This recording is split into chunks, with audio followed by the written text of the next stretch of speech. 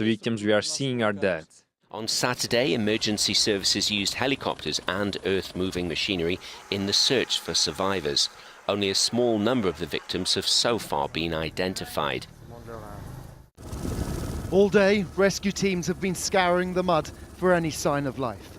But they admit more than 24 hours on, they're unlikely to find any. Pulling anyone out is incredibly difficult and dangerous. A helicopter hovers inches above the sludge. A woman's life hangs in the balance below. It is a desperate race against time. She barely has the strength to hang on, but the emergency team managed to get a rope attached and get her to safety. For two of the men to save her, elation, but such moments are rare. If he is dead, how is this going to be okay? One woman shouts of her missing husband. All those still unaccounted for were employees or contractors of the mine. The feeling is that you are going to die, this lady described, when the waste burst into her house. The feeling we had is that it was the end of everything.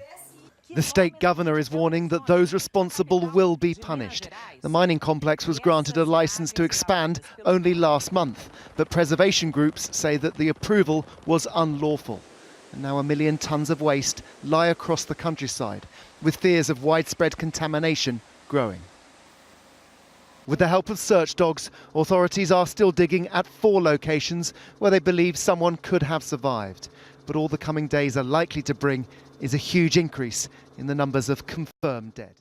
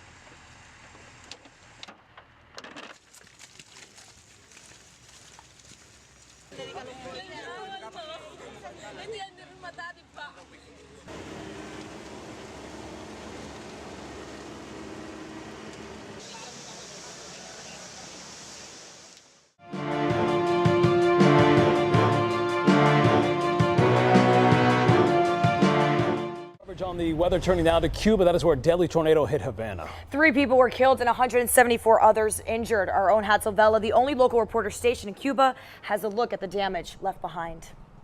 Every corner you turn, the stories get incredible. There was a man that says he just come to a friend's house. He parked his car in this driveway, but the tornado quickly came, touched down, and he says he still cannot believe his car ended up half a block away. This is something I can never forget. Miguel Angel goes on to say he has never seen anything like it. You can imagine the power of Mother Nature, he says, but until you see it firsthand, you really get a sense. So the strength of the storm you can see because of the trees. Look what happened to them. A lot of them split in half, but then you get a real sense of what truly happened here. Look what happened to this car, completely flipped on its side.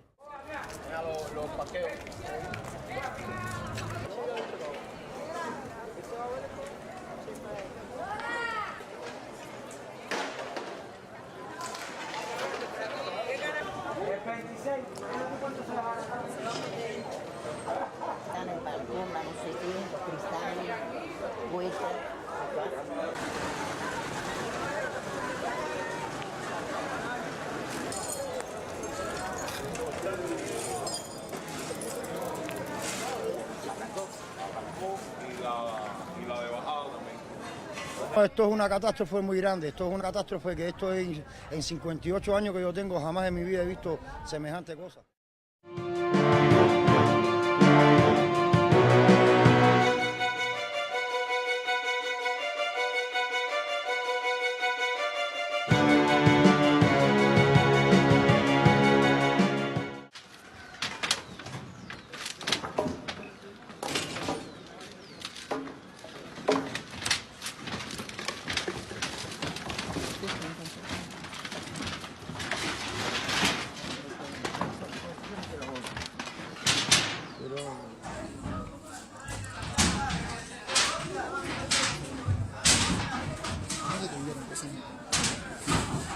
Es que cuando no sabes,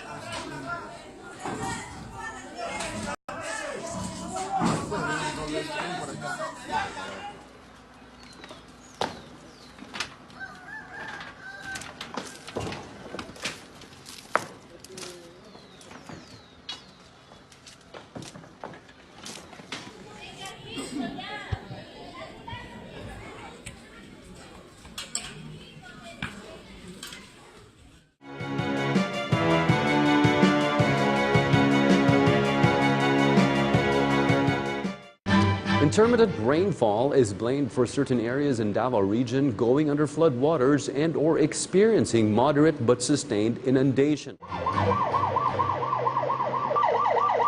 Officials from Barangay 19-B conducted a pre-evacuation early Thursday morning on residents situated at the flood-prone areas due to sudden rise of water level at Davao River. Even caught unprepared, many residents went on to stay at the evacuation center at Julieville subdivision to secure their safety. Motorists entering and leaving the city experienced heavy traffic when waters from Bunawan River flooded the highway in Barangay Bunawan. Rescue unit of the said barangay was quick in assisting the residents who were trapped in their own houses. Residents appreciated the efforts of their Barangay Disaster Risk Reduction and Management Council and some uniformed personnel who assisted them before the flood came.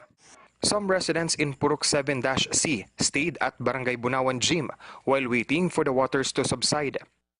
Meanwhile, majority of the affected residents in Barangay Maa were given the go signal to return to their houses before noontime, though they are still prepared to evacuate if the water level at Davao River goes back to its critical level. Mobile kitchen from the city government of Davao immediately provided food assistance at the evacuation site. Davao City Mayor Sara Duterte Carapio assured that additional aid will be given to all the affected residents. More than 200 residents situated at the flood-prone barangays in Davao City were forced to evacuate according to the City Disaster Risk Reduction and Management Council. Based on Pag-asa, localized thunderstorm continued to brought heavy rains at the hinterlands of Davao region that caused flooding in some parts of Davao City today.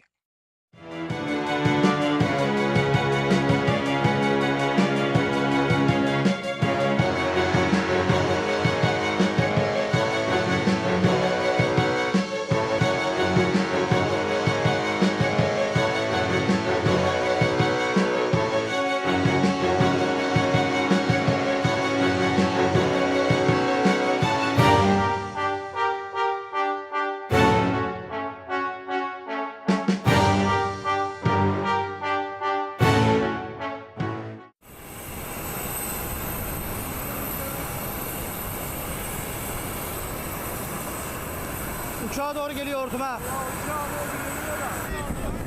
Direği yıktı la. Yıktı la, direği yıktı la. Aç. Komüsü devirdi, komüsü.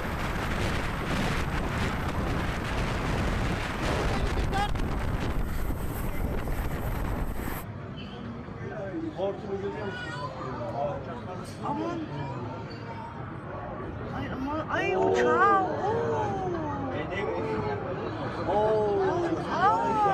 Arabayı açın.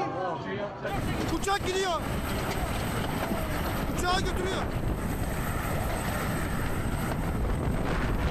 Aç. Komüsü devirdi, komüsü.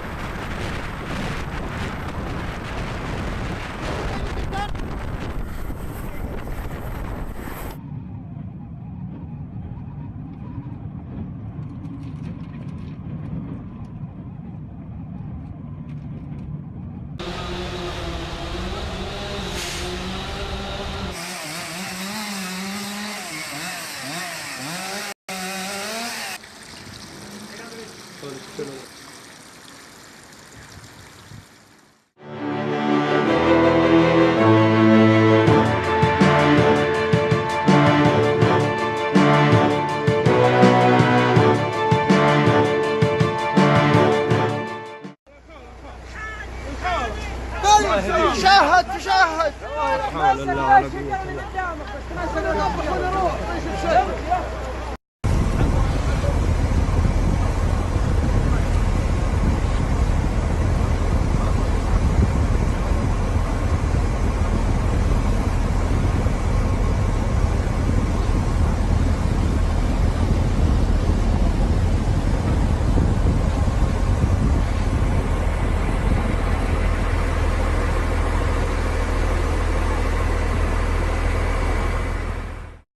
Hundreds of thousands of fish have died on a stretch of a major Australian river. It's being reported as the third mass death in recent weeks that local officials now blame on drought and extreme weather conditions. Here's more.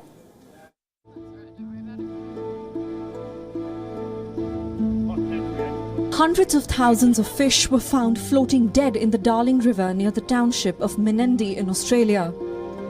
Regional authorities say extreme weather conditions are responsible for the deaths. But unfortunately, there's nothing that anyone has been able to point to. No scientists, no locals, no one has been able to point to anything else that could prevent something like this other than fresh water coming into the system, and we just don't have that. Masses and masses of about 250 mil carp. They're all struggling.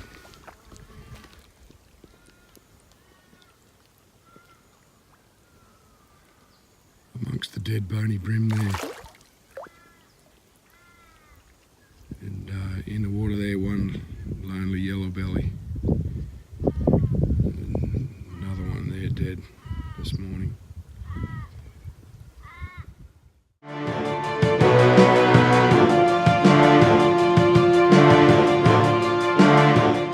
After days of relentless heavy rain, far north Queensland now braces for more wet weather, with up to 70 mils of rain predicted in some areas on already saturated grounds. The Daintree faced a weekend of torrential weather, which saw the Daintree River reach its highest ever flood level in 118 years. As a result of the flooding, residents in the area are now without access to 000 emergency services and are being told by authorities to get in contact through alternative ways, like the internet, if they face any life-threatening situations. The Daintree Ferry, which serves as the main link between residents and the most northern parts of the state, remains closed, facing rushing water and structural issues. In Cairns, locals struggled to get access to Northern Beach's suburbs yesterday, with roads underwater.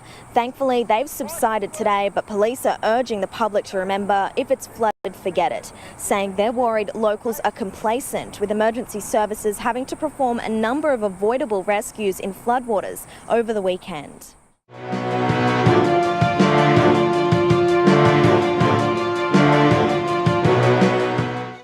Pope Francis is back at the Vatican after attending the Catholic World Youth Day rally in Panama. Our Seth Doan traveled with the Pope as he discussed the church's upcoming summit on sexual abuse as well as conflict in Venezuela. Pope Francis gave his press conference here in the back of the plane and then returned to the front to leave journalists back here pondering what he had said. Among the biggest headlines was that he believes that the expectations have been inflated for the much anticipated February conference on clerical sex abuse at the Vatican, and he believes that those should be deflated because he said, after all, sex abuse is a human issue, one that extends beyond the church. He said when it comes to the church, first bishops must be aware of the problem. They must develop the protocols to deal with it. Now, we are not allowed follow-up questions, but a natural one would have been, how is it that in some corners of the earth bishops are not aware of this problem? And if that's the case, isn't that a failing of the church? Since 1995, Lake Urmia has been shrinking. This body of water in Iran was once the largest lake in the Middle East. Now, it's being called one of the worst ecological disasters in recent history. Satellite imagery shows that by 2012, the lake's surface area had shrunk from 5,000 square kilometers to 700 square kilometers. The UN Environment Program blamed the loss of water on drought, overfarming, and the construction of dams. The declining water levels and pollution have also led to a loss in habitat for wildlife. In 2013, saving the lake became top priority for then newly elected President Hassan.